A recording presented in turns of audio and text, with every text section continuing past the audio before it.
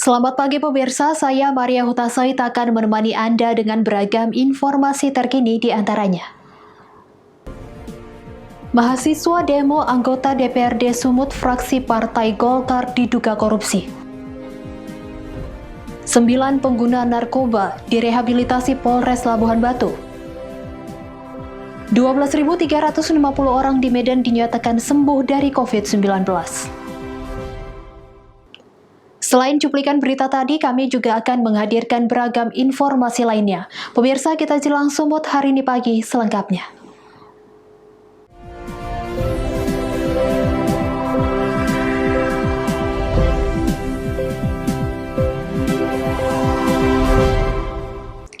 Kita ke informasi pertama, pemirsa. Puluhan mahasiswa yang tergabung dalam gerakan Masyarakat Bersatu Indonesia Raya Sumatera Utara Kamis siang berunjuk rasa di depan kantor DPD Golkar Sumut. Mahasiswa menuntut DPD mengambil sikap atas dugaan korupsi yang dilakukan oleh oknum anggota DPRD Sumut fraksi Partai Golkar, Zainuddin Purba. Dengan memblokir Jalan Wahid Hasyim Medan, Sumatera Utara, puluhan mahasiswa yang tergabung dalam gerakan Masyarakat Bersatu Indonesia Raya Sumatera Utara melakukan aksi unjuk rasa di depan kantor DPD Golkar Sumut. Mahasiswa ini meminta kepada Ketua DPD Partai Golkar Sumut untuk segera melakukan PAW terhadap anggota DPRD Sumut fraksi Partai Golkar Zainuddin Purba terkait dana korupsi, dana tuntutan perbendaharaan dan tuntutan ganti rugi Kota Binjai sebesar 360 juta rupiah. Menurut mereka, perilaku anggota DPRD Sumut ini tidak mencerminkan perbuatan baik sebagai wakil rakyat. Mereka pun menilai sudah banyak dugaan kasus yang menyeret anggota DPRD tersebut. Tidak hanya dugaan korupsi, mahasiswa juga menilai anggota DPRD fraksi Partai Golkar tersebut sering menjanjikan proyek pemerintah kepada pengusaha dengan meminta uang persenan. Hanya ingin meneruskan tentang banyaknya kejadian-kejadian baik di media sosial maupun media elektronik terkait oknum anggota DPRD Provinsi Sumatera Utara atas nama Zainuddin Purba. Boleh abang lihat, buka di Google, banyaknya permasalahan yang hari ini tentang kesinggungan masalah hukum. Satu diantaranya terkait dugaan dana TPTGR Kota Binjai waktu beliau menjabat 2004-2009 sebesar 360 juta 769.900 rupiah yang sampai hari ini juga yang kami ketahui belum dikembalikan oleh negara. Ini uang rakyat, ini uang masyarakat. Kenapa sampai hari ini belum dikembalikan juga sama beliau? Yang kedua, kita minta kepada Mahkamah Partai Golkar Sumatera Utara terkait dugaan perjalanan dinas waktu beliau menjabat sebagai Ketua DPRD Kota Binjai.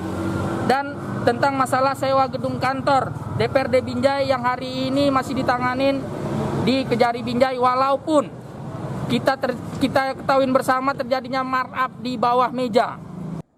Berorasi selama sekitar setengah jam, puluhan mahasiswa ini pun diterima oleh Kepala Kantor DPD Golkar Sumut. Menurutnya, masukan dari para mahasiswa sangat baik untuk Partai Golkar ke depannya.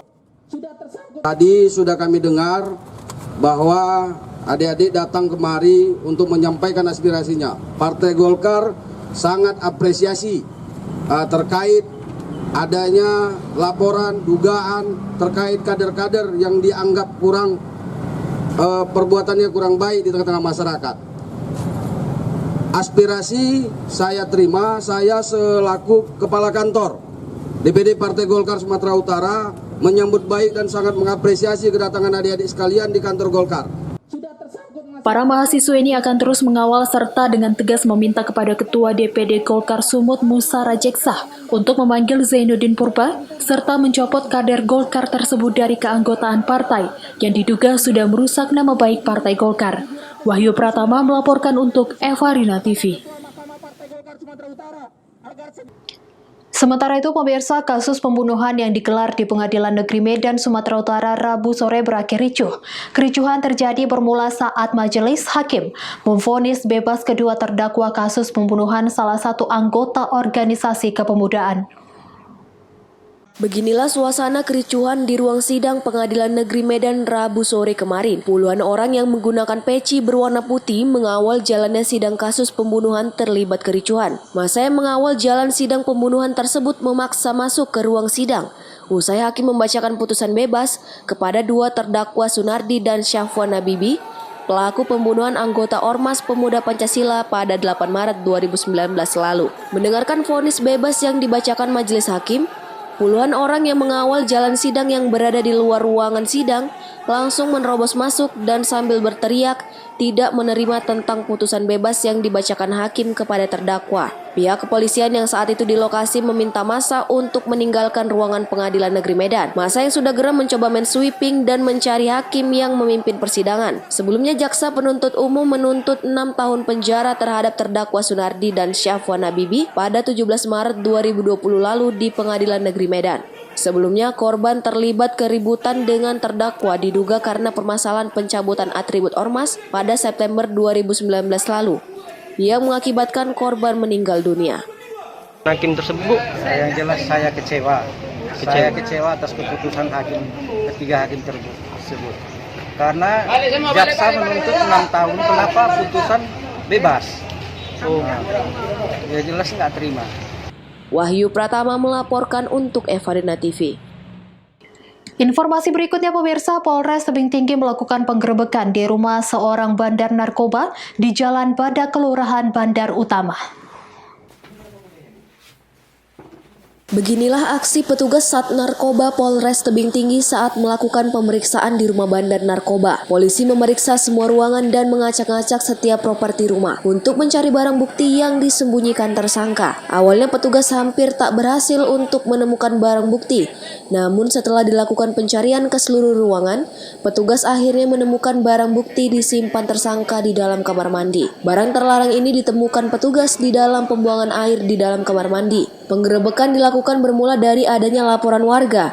Saat ini diketahui kawasan Jalan Abadak Lingkungan 1, Kelurahan Bandar Utama sudah dalam pantauan petugas. Kita dapat informasi bahwasannya ada pelaku narkotika di daerah Kampung Semut. Kemudian dari laporan tersebut terus kita bergerak dan kita dapatkan memang ada pelaku dan kita bawa ke komando. Di Kampung Semut ini kan sudah sering dilakukan penggerebekan. Kenapa sering dilakukan di lokasi ini? Baik, karena Kampung Semut ini sudah kita jadikan menjadi kampung narkoba. Di sini kita selalu melakukan penangkapan di Kampung Semut tersebut dan alhamdulillah sampai sekarang sudah banyak berkurang. Jadi ini sudah kita targetkan supaya bersih daripada narkoba. Yang kita temukan ada barang bukti 4 paket sabu-sabu.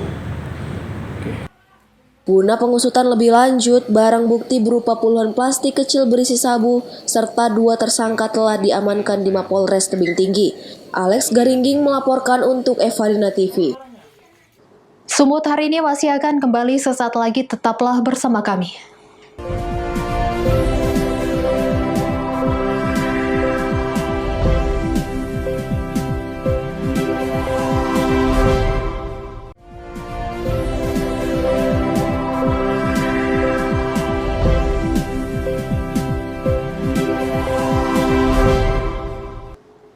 Terima kasih Anda masih bersama kami.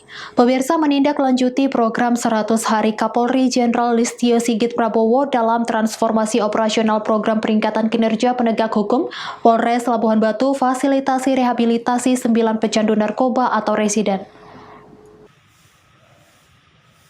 Dalam rangka menjadikan Polri yang presisi, Polres Labuhan Batu memfasilitasi 9 warga korban penyalahgunaan narkoba untuk dilakukan rehabilitasi di salah satu balai rehab, tepatnya di Lau Bakeri, Kutalimbaru, Deli Serdang, Sumatera Utara. Adapun ke-9 residen 9 orang ini terdiri dari 8 pria dan 1 orang wanita, yakni NN 20 tahun warga Silangkitang, Labuhan Batu Selatan, EA 33 tahun warga Bila Hulu, Labuhan Batu, SAS 20 tahun warga Asam Jawa, Labuhan Batu Selatan, AAS 22 tahun warga Bakaran Batu, Labuhan Batu, RY 27 tahun warga Lobusona, Labuhan Batu, SMH 37 tahun warga Lobusona, Labuhan Batu, SH 32 tahun tahun warga Bakaran Batu Labuan Batu, MBM 19 tahun warga Teluk Panji Labuan Batu Selatan, dan RPD 42 tahun warga Binaraga Labuan Batu. Kapolres Labuan Batu AKBP Denny Kurniawan menyebutkan, rehabilitasi terhadap 9 orang korban penyalahgunaan narkoba ini merupakan salah satu program yang terdapat di 100 hari Kapolri dengan memberi pelayanan sesuai pasal 54 dan 55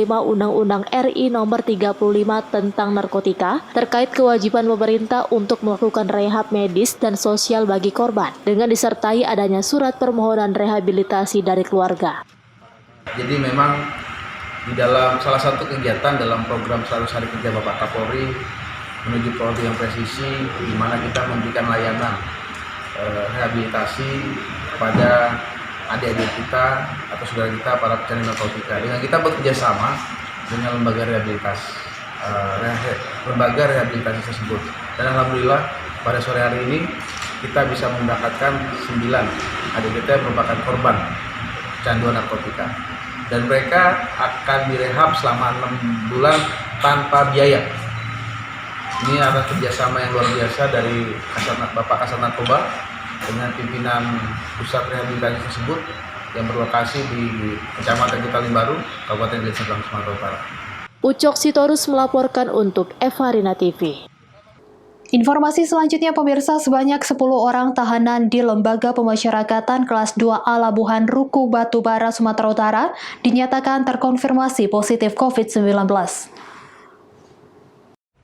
10 tahanan yang terkonfirmasi positif COVID-19 saat ini masih menjalani isolasi di ruangan khusus yang berada di dalam Lembaga Pemasyarakatan Labuhan Ruku. Kepala Lembaga Pemasyarakatan Labuhan Ruku, Yan Rusmanto, mengatakan kasus COVID-19 di dalam Lembaga Pemasyarakatan bermula saat 1 dari 12 tahanan yang baru dipindahkan dari Polres Batubara yang menderita sakit. Setelah dilakukan pemeriksaan di rumah sakit, tahanan tersebut kemudian dinyatakan positif COVID-19. Petugas kemudian melakukan tracing terhadap 11 tahanan lainnya yang berada dalam satu ruangan dan hasilnya 9 orang juga dinyatakan positif COVID-19. Menurut Yan Rusmanto, 10 tahanan yang terpapar COVID-19 tersebut terpaksa dirawat di ruang khusus di dalam lapas karena belum ada ruang isolasi COVID-19 bagi tahanan maupun narapidana yang disediakan pemerintah Kabupaten Batubara. Bukan narapidana ya, jadi yang terpapar itu statusnya masih tahanan. Kebetulan mereka tahanan dari Polres Batubara yang statusnya saat ini sudah menjadi tahanan hakim, tidak A3. Yang mengantar ke sini waktu itu adalah dari Kejaksaan Negeri Batubara. Ada berapa jumlahnya, Pak? Jumlahnya ada 10, yang 3 keterangan menyusul karena belum keluar surat keterangan yang 3 orang itu. 2 hari kemudian setelah itu menyusul surat dari gugus COVID bahwa yang 1 dinyatakan positif, yang 2 negatif. Nah, kemudian dari gugus COVID secara berkala setiap hari timnya datang ke sini untuk melakukan pengecekan dan pengontrolan terkait dengan kesehatan yang bersangkutan. Terkait dengan kesehatan, sampai sekarang 10 orang tersebut itu masih dalam kondisi yang sehat dan bugar, bahwa langkah-langkah untuk meminimalisir atau mencegah penyebaran COVID-19 di lapas sudah dilakukan beberapa tahun. Taufik melaporkan untuk Evarina TV.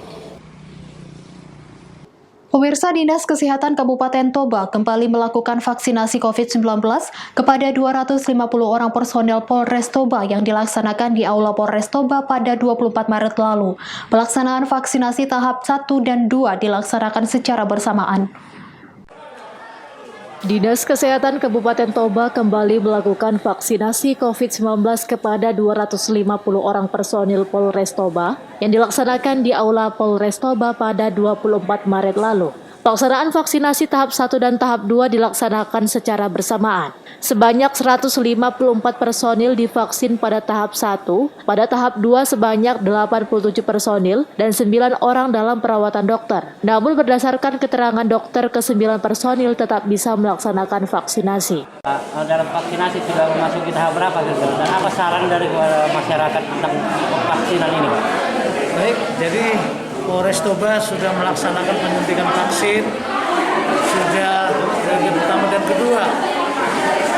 1 dan tahap 2. Semua berjalan baik, tidak ada keluhan dari personel. Dan himbauan kami kepada masyarakat, jangan takut untuk divaksin. Pada saat vaksinasi berlangsung, Wakapolres Toba Kompol Jenner Panjaitan menjelaskan, proses vaksinasi berjalan dengan baik dan lancar, serta tidak ada keluhan. Jenner Panjaitan menghimbau kepada seluruh masyarakat agar nantinya tidak takut untuk divaksin. Jenis vaksin yang kita gunakan saat ini apa? Jenis vaksinnya itu jenis Sinovac ya. Jadi itu vaksin COVID-19. Dari keseluruhan tahapan-tahapan itu Bang, dari 4 tahapan itu, apakah anggota Polres Toba semuanya lolos untuk divaksin? Ya, sejauh ini ada 80 orang yang sudah divaksin, itu lolos semuanya. Itu dari hasil screening. Belum total keseluruhan Bang ya? Belum total keseluruhan, nanti kita lanjut lagi di siang hari setelah. Oke, siap Bang. Istirahat. Berdasarkan keterangan dari Kasih Surveilan dan Imunisasi Dinas Kesehatan Kabupaten Toba Tridharma Putra Simanjuntak, vaksin yang dipakai saat ini adalah vaksin jenis Sinovac. Dan seluruh personil Polres Toba saat ini seluruhnya telah melewati screening dan bisa divaksin. Jamarlin Saragi melaporkan untuk Evarina TV. Semut hari ini masih akan kembali sesaat lagi, tetaplah bersama kami.